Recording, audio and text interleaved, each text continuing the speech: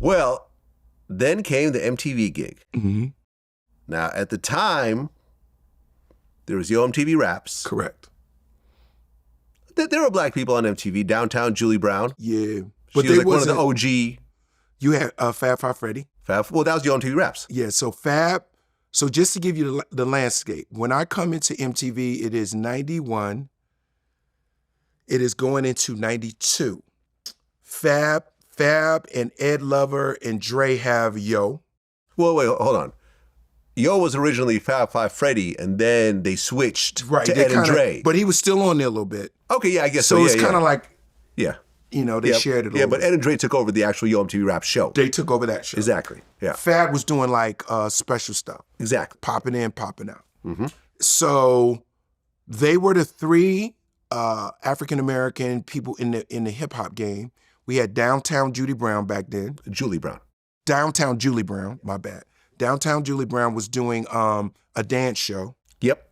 And what would be called MTV Jams, because it didn't exist at the time. So MTV Jams was sort of like this hybrid of hip hop, R&B, and pop.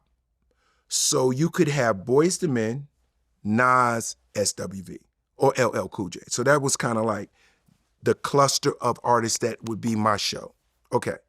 So Ed Lover and Dre were doing, like, at this time, they were doing more underground hip hop, you know, like sort of like real, true, you know, you would have Poor Righteous Teachers, maybe you'd have like Mobb Deep, trying to go back in my head around that time. And I was catching cats like Naughty by Nature, because they were selling more records. So right. It's also Jersey, so it's you know. also Jersey. We had Queen Latifah. Also Jersey. We had MC I see where you're going with this. So you see where I'm going. Naming all the Jersey. So, no doubt. So real quick, right place, right time. Mm-hmm. MTV was not known for playing black music at that time to that level. Aside from Yo MTV Raps. Yeah. That's it. And Michael Jackson. That's it. Michael Jackson had to turn himself white to get on it. So, he was actually black back then. He was black. The white came later. You look at Michael Jackson, you like, we know the real Mike, the black Mike, with the regular nose, and he had a little bit of facial hair. Yeah.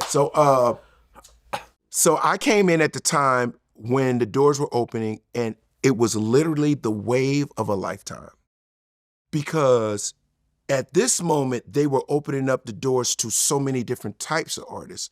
You got Brandy, you got Monica, you got Jagged Edge, you got Puff. Puff is brand new at this point. I got Craig Mack. I got Biggie. I got Tupac. I got all these artists. I got Jay-Z. Mm-hmm. I got Destiny's Child. Okay? So I got the Fugees. First, the Fuji album, Ready or Not, Here I Come. Yeah. That album sold like 15 million records. That was on my shift, bro. Jersey is... My bad. No disrespect. Shout out. I'm always gonna plug Jersey somehow. So real quick, I'm not gonna say that I did all that. I'm gonna say that I was in the right place at the right time. And so what I did was beautiful because I was the ambassador to the new era in our genre of music. So I feel like in that early 90s, I would be the equivalent to Dick Clark. Right. You know? Yep. You know, Dick Clark, American Bandstand, Bill Bellamy, MTV.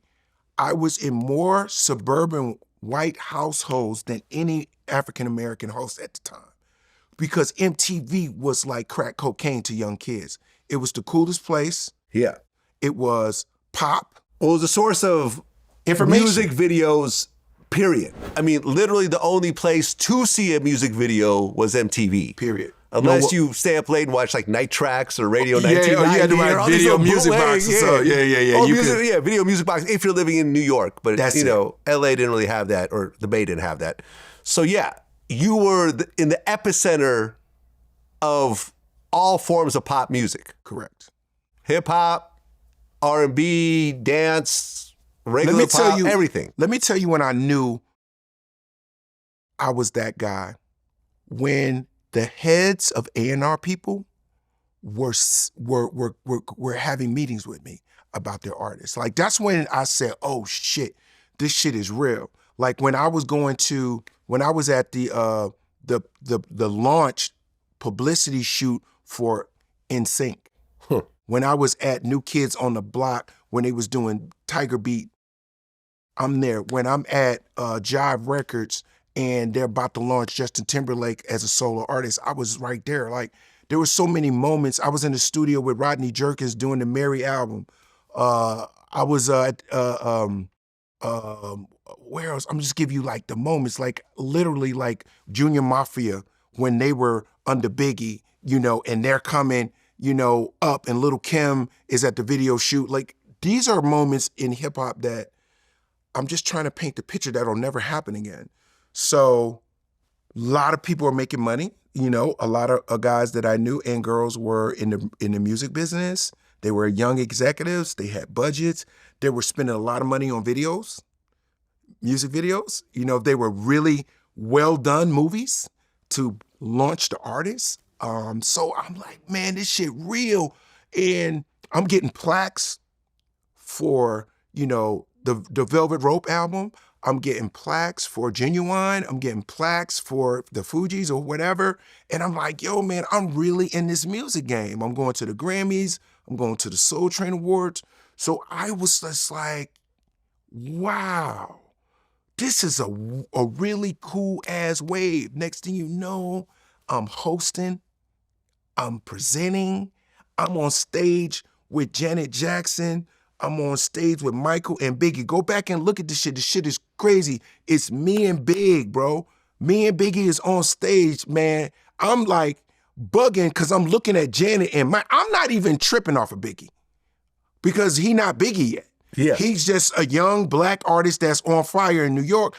I'm tripping because Janet getting ready to walk up here and that's Michael Jackson. Yeah. So me and Biggie present the Vanguard Award to Janet and Mike for Scream. It's documented. It's like crazy. You go back and watch that shit. I'm like, ain't coming to the stage, da-da-da. Big is like, yo, man, that's Michael Jackson. That's so crazy, nigga. He was bugging like me. He was like, yo, we about to walk up here, man. That's crazy, man. Damn, Mike beige as hell, man. Big went on to do a song with Michael Jackson later on. Yes, he did. So, Absolutely. You know, it's all like a full circle moment.